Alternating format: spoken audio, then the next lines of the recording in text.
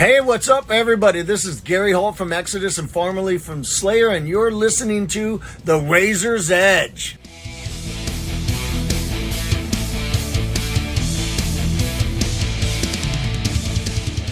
You're listening to The Razor's Edge. My name's Matt, and I'm here with John Baizley from Baroness at ArcTanGent Festival. How are you doing today? So far, I'm doing very well. Yeah. When did you get here today? Been here long? We've arrived around lunchtime, or noon, so yeah, we've been here since Sure. for a little bit. Have you had time to check in on any bands out yet? Not a single one. No, just time for catering and Sure. basic waking up. Yeah. So they're looking after you at the very least then? They're looking after us as best they can. Yeah. Excellent.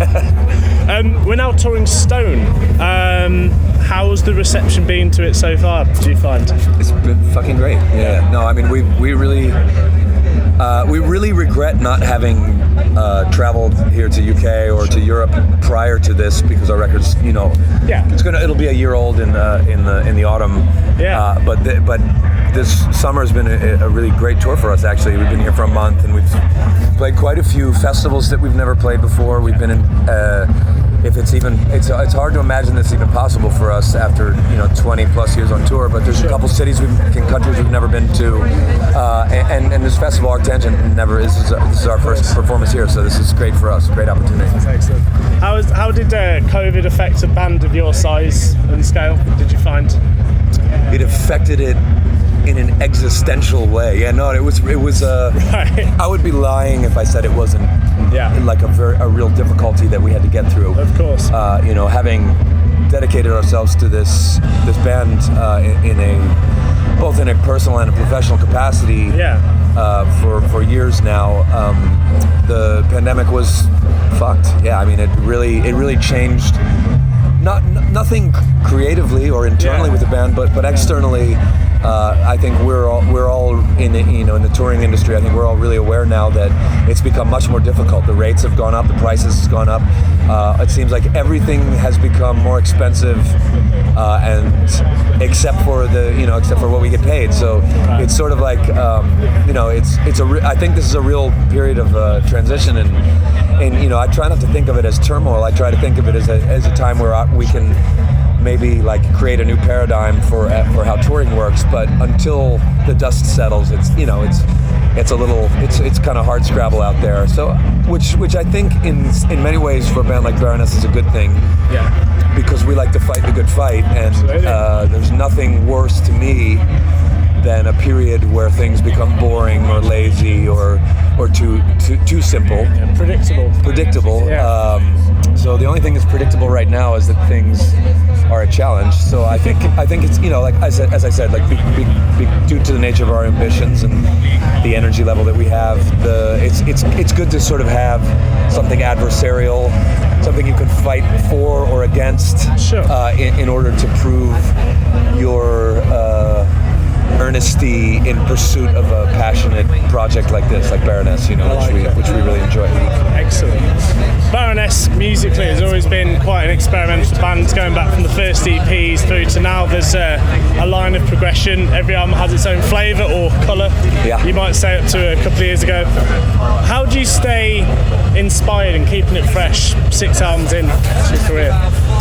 I think it's. I don't think there's one simple answer to that. I think it's 1,000 little things. I think importantly that a band of our maturity in our at our years, I think it's important that we continue to listen, and not to listen simply within the confines of of music that bands and artists that we've already been familiar with, but more importantly, and this has always been a pursuit of mine, which is pretty simply put, I don't want to ever become jaded by what we do, and the system is designed to jade you. The system sometimes feels as if it's designed to wear you down to the point where you can potentially lose that enthusiasm and that passion, that creative spirit. You see it happen all the time.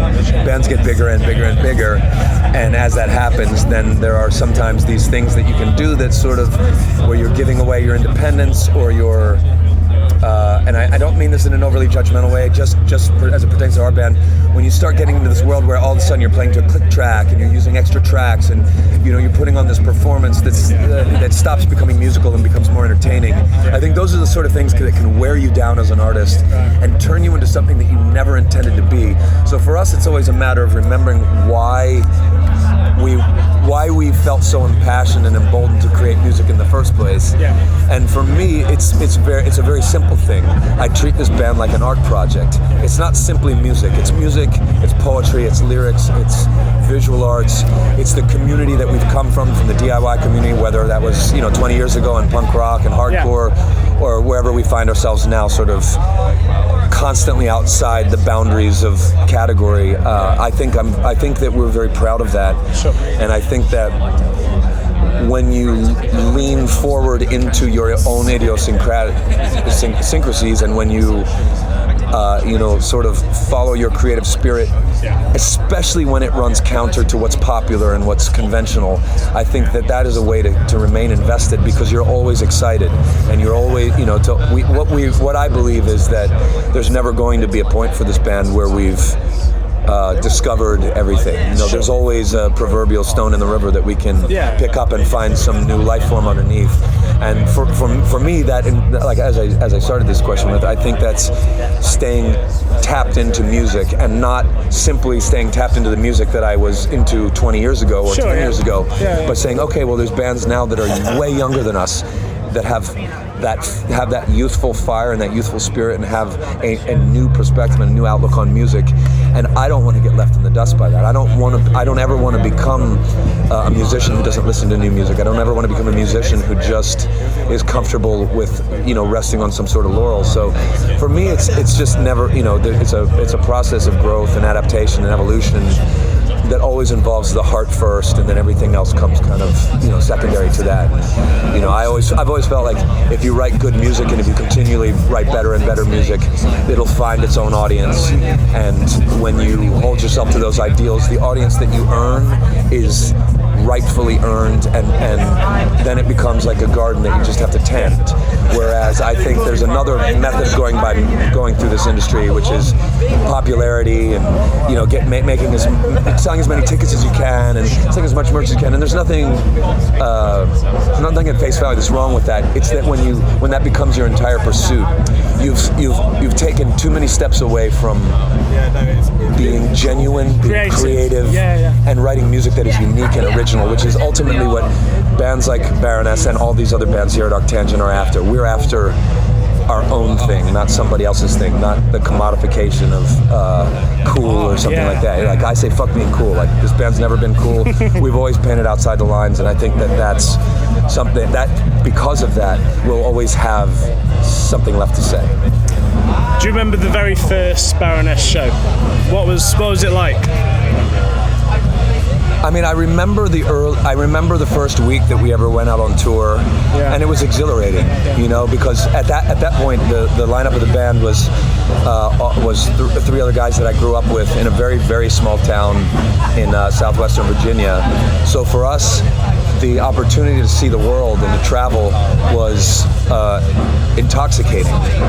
And the network of DIY and punk and hardcore that we were part of at that point was flourishing with these incredibly unique acts, and an incredible network of supportive people who helped us in those early years. We toured 250 days a year, and it wasn't like we were making money. On Wednesday night we would make our expenses for Thursday, and on Thursday we had to fucking play a show so that we could make our expenses for Friday. And that sort of hand-to-mouth living, it's almost like being like a cowboy in the Old West. That was exhilarating for us, and I think that's the spirit of that is something that we've always tried to keep intact with our band. As a visual graphic artist as well as a songwriter, could it ever be that the visual art would come before a song, or is it always music first and then that inspires the artwork? No, I don't see because of my position in this group, and because I create our visual identity and I'm part of the songwriting team. The two things aren't very separate to me.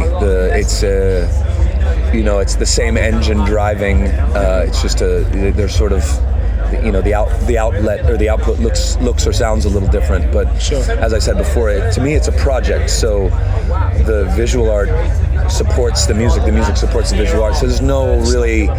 It's typically, backing up, I will say, typically we write music first and then we can kind of, it's easier to draw on the visual side from that. But that's not to say that we haven't had a visual idea first that we've then written music from. So there's no rules to writing music, so there's no reason to try to find that. And then finally, Stone was the first non-colour themed album. Could this be the start of a series of albums with a more natural theme? Could you get like the Water album or the Sky album coming up next? Where do you see it going? You certainly could make a case that we are one step into a new cycle of records. Yeah, you certainly could think that something like that is happening. I like it. So you're saying something, but not too much. Yeah. That's the point of these interviews. No, that's excellent. It's been a privilege to speak to you. Thank you so much. Yeah. Well, this has been John from Baroness at ArcTanGent Festival.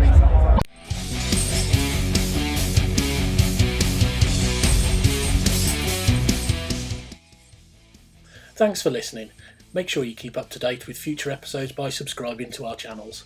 For more information on this podcast, or for all the latest music news, reviews, interviews and more, head over to our website, www.therazorsedge.rocks.